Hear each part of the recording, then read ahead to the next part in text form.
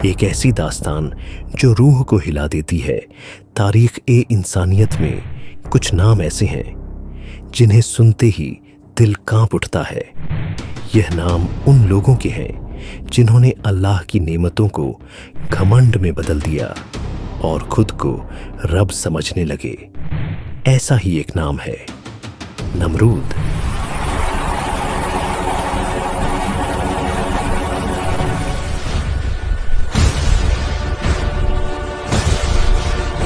ایک ایسا بادشاہ جس نے کھلے عام اعلان کیا، میں ہی زندگی دیتا ہوں، میں ہی موت دیتا ہوں، میں ہی اس کائنات کا اصلی خدا ہوں۔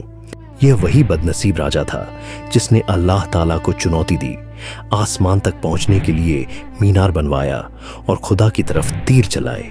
جب تیر واپس لوٹے تو وہ خون سے سنے ہوئے تھے۔ نمرود خوشی سے چلا اٹھا، میں نے آسمان کے خدا کو مار گرایا۔ لیکن حقیقت یہ تھی کہ یہ سب اللہ کی طرف سے ایک امتحان اور مہلت تھی، کیونکہ اللہ جب کسی کو پکڑتا ہے تو پھر اسے اتہاس کی سب سے بڑی عبرت بنا دیتا ہے۔ نمرود کون تھا؟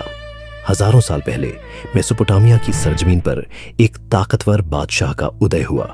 اس کا نام تھا نمرود۔ وہ قصدی قبیلے کا سردار تھا اور بابل کی تخت گاہ سے پوری دنیا پر حکومت کرتا تھا۔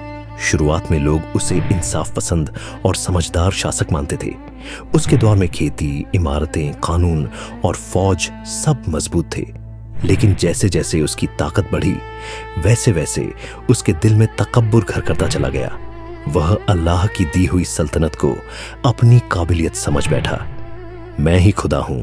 نمرود نے اپنی مورتیاں بنوائیں، اپنے نام کے سکے چلوائے اور لوگوں سے کہا، تمہارا رب میں ہوں، میرے سوا کسی اور کی عبادت حرام ہے۔ اس دور میں لوگ ستاروں، گرہوں، سورج اور چاند کو پوجتے تھے، بتوں کو کھانا کھلاتے، ان سے معافی مانگتے اور اپنی قسمت ان کے حوالے کر دیتے۔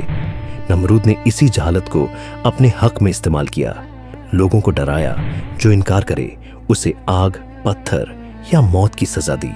ابراہیم علیہ السلام کا پیدا ہونا۔ ایک دن نمرود نے ایک خوفناک سپنا دیکھا۔ اس نے دیکھا کہ آسمان سے ایک نور اترا جو سورج اور چاند سے بھی زیادہ روشن تھا۔ جیوتشیوں نے تعبیر بتائی، تیرے ملک میں ایک لڑکا پیدا ہوگا جو تیرے جھوٹے خدائی دعوے کو مٹا دے گا۔ یہ سنتے ہی نمرود کانپ اٹھا۔ اس نے حکم دیا، ہر نوجات لڑکے کو قتل کر دیا جائے۔ معصوم بچوں کا قتل شروع ہو گیا، مگر اللہ کی مرضی کے آگے کسی ظالم کا حکم نہیں چلتا۔ حضرت ابراہیم علیہ السلام ایک گوفا میں چھپا دیے گئے۔ فرشتوں نے ان کی حفاظت کی۔ حق کی آواز۔ جب ابراہیم علیہ السلام بڑے ہوئے تو انہوں نے بتوں کو دیکھا اور سوال اٹھایا، جو سن نہیں سکتے، جو بول نہیں سکتے، جو خود کو نہیں بچا سکتے، وہ تمہیں کیا بچائیں گے؟ انہوں نے ستاروں، چاند اور سورج سے دلیل دی اور لوگوں کو سمجھایا، جو ڈوب جائے وہ خدا نہیں ہو سکتا۔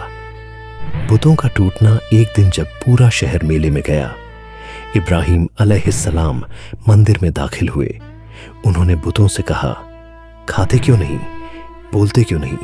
پھر کلہاڑی اٹھائی اور سارے بت توڑ دیے سوائے سب سے بڑے کے۔ کلہاڑی اسی کے گلے میں ڈال دی۔ جب لوگ لوٹے تو غصے سے آگ ببولا ہو گئے۔ ابراہیم علیہ السلام نے کہا، بڑے بت سے پوچھ لو، شاید اسی نے کیا ہو۔ یہی ان کی قتل ہار گئی۔ نمرود سے بحث۔ نمرود نے ابراہیم علیہ السلام کو بلایا۔ ابراہیم نے کہا، میرا رب زندگی دیتا ہے اور موت دیتا ہے۔ نمرود بولا، میں بھی دیتا ہوں۔ ابراہیم علیہ السلام نے فرمایا، اللہ سورج کو پورب سے نکالتا ہے، اگر تو سچا ہے تو پشچم سے نکال کر دکھا۔ نمرود لاجواب ہو گیا۔ آگ کا امتحان۔ نمرود نے حکم دیا، اسے زندہ جلا دو۔ 1 مہینے تک لکڑیاں جمع کی گئیں۔ آگ ایسی بھڑکی کہ پرندے بھی جل جاتے۔ ابراہیم علیہ السلام نے کہا، حسبی اللہ و نعم الوکیل۔ اللہ نے فرمایا، ہے آگ، ابراہیم پر ٹھنڈی اور سلامتی والی ہو جا۔ آگ جلتی رہی مگر ابراہیم سلامت رہے۔ نمرود یہ سمجھ بیٹھا تھا کہ آگ اسے جلا نہیں سکی، آسمان اسے چھو نہیں سکا اور کوئی طاقت اسے جھکا نہیں سکتی۔ وہ اپنے تخت پر بیٹھا ہنستے ہوئے بولا، اگر ابراہیم کا خدا اتنا ہی طاقتور ہے تو میری فوج سے آ کر لڑے۔ مگر اللہ تعالیٰ نے نہ تلوار بھیجی न आसमान से आग उतारी, न फरिश्तों की फौज उतारी। अल्लाह ने भेजी मच्छरों की फौज। अचानक आसमान काला पड़ गया। लाखों नहीं करोड़ों मच्छर नमरूद की फौज पर टूट पड़े। सिपाही अपनी आंखें नहीं खोल पा रहे थे, नाक और मुंह से खून बहने लगा। मच्छर उनके जिस्म से गोश्त नोच रहे थे और कुछ ही पलों में फौज के ढेरों सिपाही हड्डियों में तब्दील हो गए। नमरूद यह मंजर देखकर कांप उठा। जिस फौज पर उसे घमंड था, वह अल्लाह की मामूली मखलूकन के सामने रेत की दीवार साबित हुई। वह जान बचाकर अपने महल की तरफ भागा, दरवाजे बंद करवा दिए और बोला, अब देखता हूं तुम्हारा खुदा मेरे पास कैसे पहुंचता है। लेकिन अल्लाह को महलों और पहरेदारों से कभी रोका नहीं जा सकता। एक अपाहिज कमजोर सी छोटी सी मक्खी महल की दीवार में मौजूद एक मामूली से सुराख से अंदर दाखिल हो गई। वही मक्खी नमरूद के नाक के रास्ते उसके दिमाग तक पहुंच गई। जैसे ही वह मक्खी उसके दिमाग में पहुंची, नमरूद जमीन पर गिर पड़ा। उसके सिर में ऐसा दर्द उठा कि वह चीखने लगा। दर्द ऐसा था कि बादशाह की अक्ल काम करना बंद कर गई। वह अपने नौकरों से चिल्ला चिल्ला कर कहता, मेरे सिर पर मारो, जोर से मारो। उसे कुछ देर के लिए सुकून तभी मिलता जब उसके सिर पर चोट पड़ती। नमरूद ने हुक्म दिया, जो मेरे सिर पर जितना जोर से मारेगा उसे उतना ही इनाम मिलेगा। जिस सिर पर 400 साल ताज रहा, आज उसी सिर पर गुलाम हथौड़े बरसा रहे थे। दिन बीतते गए, रातें बीतती गईं। मक्खी उसके दिमाग में हरकत करती रही। अल्लाह उसका दर्द हर दिन बढ़ाता गया। नमरूद तड़प तड़प कर कहता, मारो और जोर से मारो। आखिरकार एक जोरदार वार पड़ा।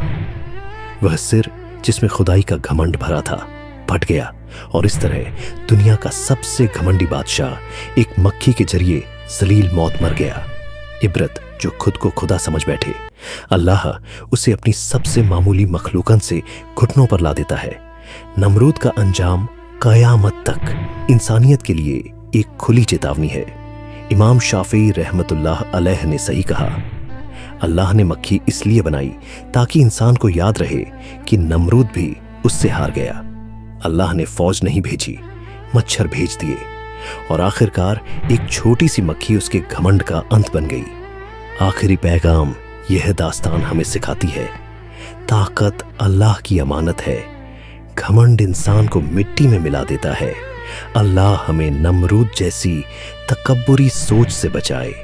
आमीन।